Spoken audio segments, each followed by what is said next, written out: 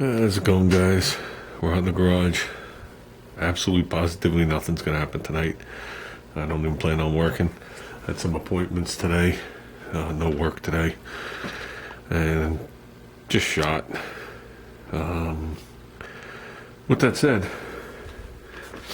I had asked Junior about the moldings for on the thing because I know I got them in my storage unit. I mentioned I'm going to bring them home. And he said, "Oh, I have one, Dad." I said, "You can't.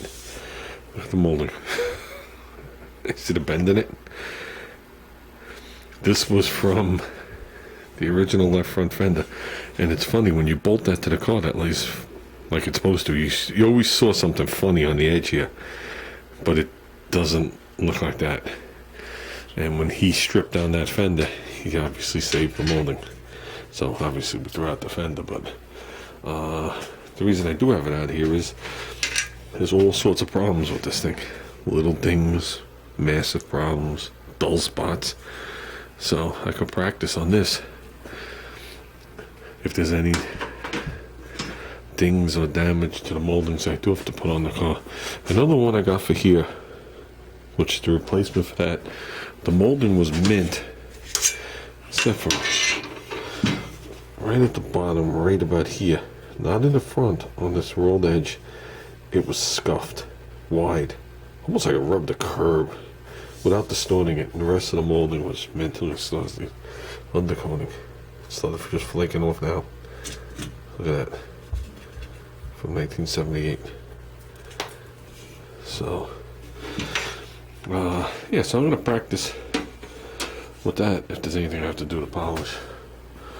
Basically what I'm going to do is I'm going to put tape on the car, and I'm going to put the moldings on. I want to trim the moldings because the lip, okay, the inner lip is shorter than the moldings. The moldings are pretty wide. And I did have a problem when I had the not so wide tires on there, but they were wide enough, and then I had them spaced out to clear. When I was trailering and I went in that guy's driveway, and the body did the complete roll, and hooked the molding and sliced my tire. How that tire didn't pop, I don't know. But this is a front one, and it's not as wide. But the thickness of the flange, where my fingers rubbing back and forth, I want to trim that down. I want to bring it down in the areas where it's important, where I think the tire will rub and hit, or could possibly rub and hit. And how am I going to do that? I'm not sure. I know I'm going to lay the moldings on, and I'm going to go on the inside of the fender well with a Sharpie and see what the size of that is. I don't care if they're a little shorter than that. I actually want them to be a little shorter than that. I mean, the lips are painted inside. And then I'm going to probably attempt it with maybe a cutoff wheel on a whatchamacallit, on a Dremel. Might be what I try. And then clean up the edges and rebuff them. So yeah, we agreed on the lip moldings and just the rear mud guards at this point, the mud flaps. We have a set for the front, but I'm probably not going to put them on. I don't think it would look so nice. So, and tomorrow we're going to stop and see. I hate this shit all over the car. There's no grit in this really, because it's paint, but still, to get it across the car again means you got to buff the car again. It makes no sense to me. So tomorrow I'm going to stop on the way home from work and get plastic and hang plastic from here down, and then we'll just get working again. Comments. I know Glenn had talked about how forgiving white is. Absolutely, positively, I agree. But it can't be any more forgiving than what I'm actually looking at, because what I'm looking at is smooth, and it takes certain light to see any kind of peel in it when it shines. But here's my point behind this, is when I look, like right here, you got a little nib.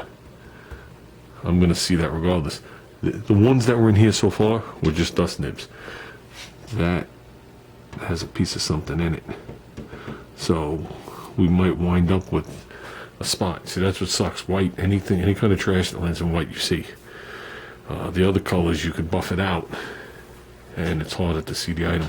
But the point is I know exactly what I'm looking at if I left it alone. and I think we can make it nicer, especially with nibs. I know the roof is not going to be the concentration in the car, but I want to be able to, you know, I want to be able to look at the roof and say, wow, this ain't so bad. So that's why we're concentrating on what we're doing. Like I said, so be it if there's a couple pieces of dirt, because I know there is 1 or 2 pieces of dirt in here. I can't see where they are now, but I know it from when I did it. And it's not in the white, it's in the clear, but it's to the bottom layer when that shit flicked across there. But other than that, we should be able to get everything else out. And I think on a scale of 1 to 10, coming from a garage that's a workshop, I think this paint job is going to be a solid 12. So, and for Mark, who mentioned the scaffolding, I don't know if he had realized, I'll step back, that there is a lift in this garage with another car above it. And the distance from here to the floor, sitting on this lock, I can go up another couple inches, but sitting on that lock is 6.5 feet. So, being that I'm around 6'1" with shoes on, I have no problem with headroom in here. But if I put anything here to raise me up, I'll just hit my head. So, that's why, like I said, painting the roof became an issue on all my cars. It's just, I just don't have the room. And it's too risky to take these plastic trays out, because you never know. Even though the other car is totally encapsulated in plastic, you never know if it's going to decide to drip something through the plastic. If something puddled there, then you're screwed. So, now look at these. These are hanging down for some reason. They don't look like they're going to fall down, but they're hanging down. That makes me wonder. But, so that's it, guys. Just a little gabbing. Trying to get this done for the end of the weekend. How's that sound? The roof, not these. These and these are going to be done together. These items are supposed to be here on Thursday, maybe possibly tomorrow, the smaller discs, but that'll be its own separate thing. I want to get this roof sanded and totally buffed by the end of the weekend. That'd be a major goal. And for the people that don't understand what I'm talking about, see these 2 holes here?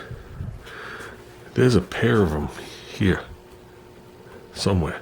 I think right here and over there. And if you look, there's 2 small ones right here. The hatch has hinges that mount on top where you see them. Okay, I put a piece of tape there, and I did all my body work around that piece of tape. The tape is much smaller than the hinges. And as time has gone on, it's gotten to the point where you can't even see the tape anymore. Okay? Now, you just can't find that tape and peel it off. You'll take everything with it. So basically what has to happen is I'm going to go in from the inside and, like a little awl or a nail, poke the holes through. Then I'll come and I'll trim the circles and wind up leaving what's there. So that's what I'm talking about. Why there's going to be, when you see, if you feel a lump, right? There's a lump. About maybe the width of my thumb, from like here to here, which will probably catch you in the light when I buff this, just so people know what I'm talking about. Those I'm not really sure I'm going to fill those in yet.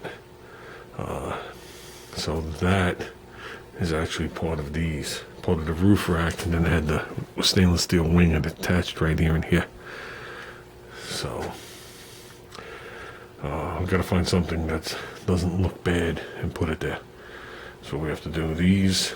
As everybody knows, we got the things from Tom Noble. It's been a while. I know they're in here somewhere.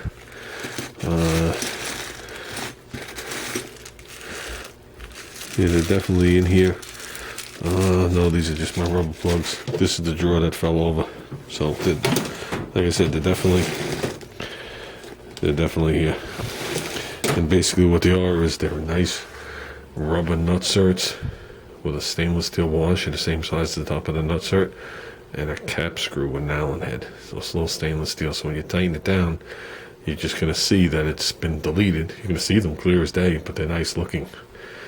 And I think that's the least offensive, plus to be watertight way of doing it. And as you can see, because of the work we're doing, you can see why I haven't put them on yet. So, and basically that's what was there, rubbing nut certs. And then it held that roof rack on.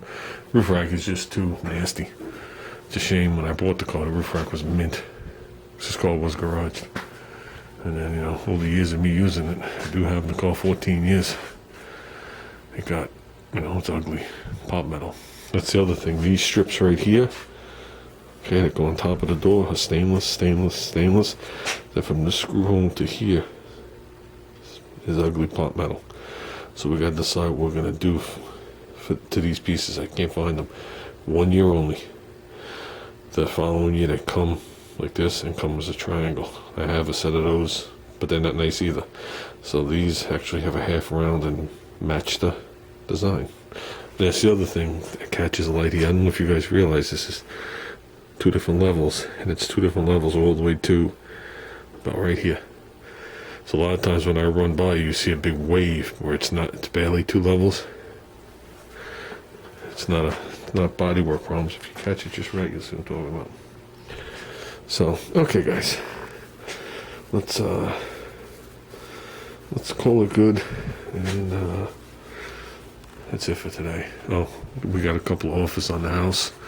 Just cross your fingers. We are definitely moving forward.